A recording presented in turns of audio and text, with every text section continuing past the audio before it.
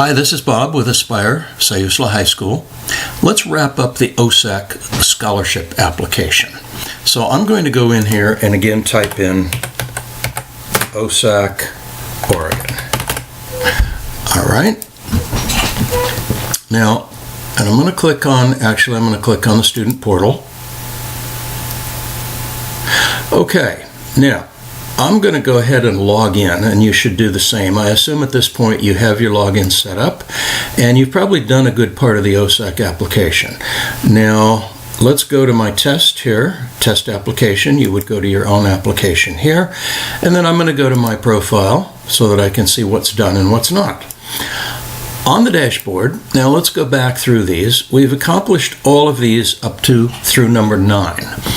Number 10, scholarships. I'm assuming at this point that you have chosen the scholarships to which you want to apply. Transcripts, we're going to take care of getting that sent from the counseling office. Activities chart, we have imported that from CIS. And as you complete this, that should be checked at this point. Personal statements, that's where we want to go next. So I'm going to take a look at these personal statements. Now, please note up here, each personal statement should be under 1,000 characters. And that's about 200 words. Now, let's take a look at the questions. Number 1, what are your specific educational plans and career goals and why? What inspires you to achieve them? 200 words is not much. It's a few sentences, maybe 4 or 5 sentences, and you do want to use your words very carefully so that you make the maximum use of a limited number of words. Second one, what have you done for your family and community that you care about the most and why? So that could be community service, or it could be helping to take care of younger brothers and sisters in the family, or it could be helping a parent to resettle after a move. There are a lot of possibilities here. You want to make use of the best one that you can think of. The next one, describe a personal accomplishment and the strengths and skills you use to achieve it. Again, that can be any number of different things. It could be on an athletic field. It could be in a classroom. It could have something to do with community service or family. Think about all the different things that you might have accomplished in your life, and they can be large or small, lengthy or short. Anything that you think you could write a little bit about that would be compelling to someone reading this. And the fourth one, describe a significant change or experience that has occurred in your life.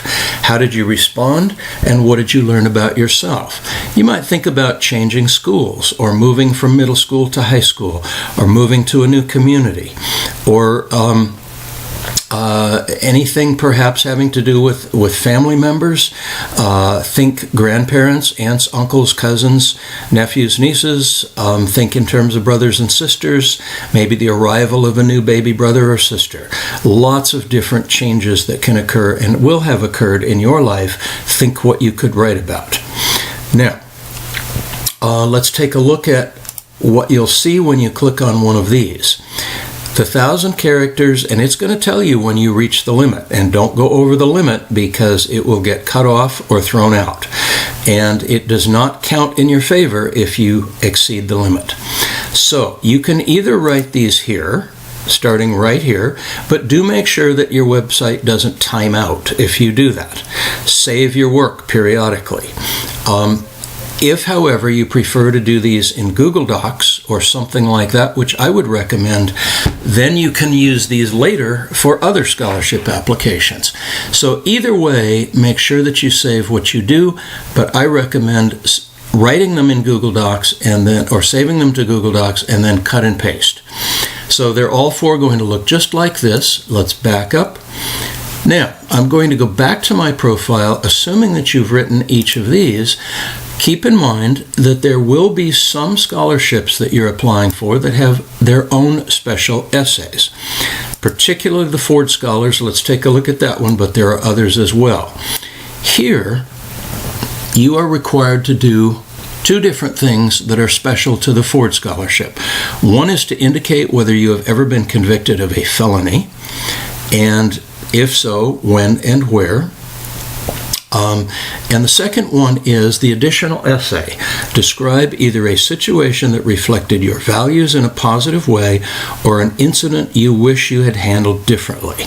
Again, think about your values, what you believe in. Maybe it's a parent or a relative or a friend who's influenced your values in a positive way, or maybe something happened to you that you wish you had done differently. Maybe a situation arising with a friend, a boyfriend, a girlfriend, a close friend, a family member, something that didn't go the way you intended, or that you look back later and think, gee, I wish I had done that differently. Now, that is just one example of a special essay that you need to write. Now, I'm just going to take a look at this land surveyor's one. This does require a special essay. What led you to pursue a career outside the field of land surveying?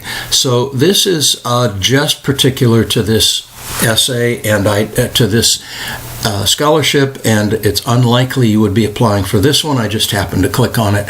But do keep in mind you may have some extra essays to write, or if you prefer, you may want to unapply to any scholarships that require special essays. That's entirely up to you. All right. Now, let's go back to my profile.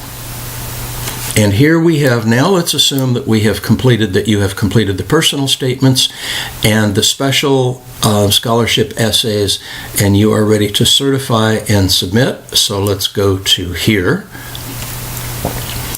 Assuming that everything has been checked now, and of course, you could print the application down here. If it was complete, you could certify and submit. Ours is not, so we won't press that button.